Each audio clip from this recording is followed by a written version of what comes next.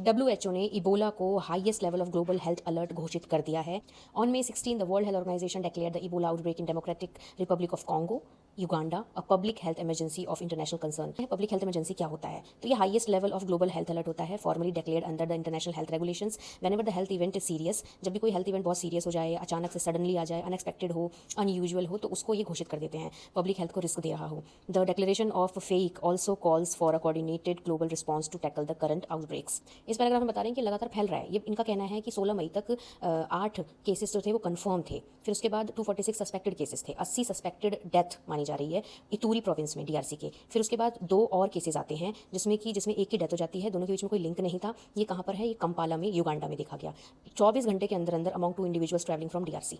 What is Ebola? जो Ebola virus disease है ये जूनोटिक डिजीज़ है, यानी कि ये एनिमल्स से ह्यूमंस में फैलता है। It caused by eponymic Ebola virus and has spilled over the human from wild animals including fruit bats and non human primates, but is now capable of spreading between humans whenever there is a direct contact with blood, secretion, bodily fluids of these infected and even contaminated surfaces. According to WHO, 3 different viruses are known to cause large Ebola disease outbreaks. तो 3 प्रकार के जो Ebola disease बता रहे हैं, एक तो है इबोला वायरस, दूसरा है सुडान वायरस और तीसरा है बुंडीबोग्यो वायरस। और इस समय जो वायरस हुआ है ये हुआ है current epidemic involves the last variant, यानी कि बुंडीबोग्यो वायरस। इबोला की हिस्ट्री बता रहे हैं, ये इबोला कब आया था। इबोला जो है वो 1976 से जाना गया, with mostly outbreaks occurring in remote villages of central Africa. खतरनाक इबोला जो माना जाता है, जिसमें बहुत सारे लोगों की जान गई थी, वो था वेस्ट अफ्रीका में हुआ था 2014 से 2016 के बीच में, जिसमें कि जो गिनी है, लाइबेरिया है, सीरीलियोनी है, यहाँ पर 28,600 रिपोर्टेड केसेस हुए थे, जिसमें से कि 11,325 डेथ जो है वो रिपोर्ट की गई थी। आउटब्रेक जब हुआ इतने हज़ारों लोग मारे गए, तो इसके R&D पे बहुत खर्चा किया गया, रिसर्च एंड डेवलपमेंट में।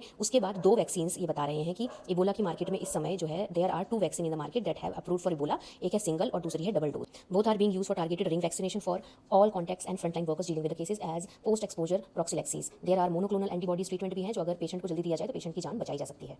तो अब WHO क्या कर रहा है? What measures are in the place now? तो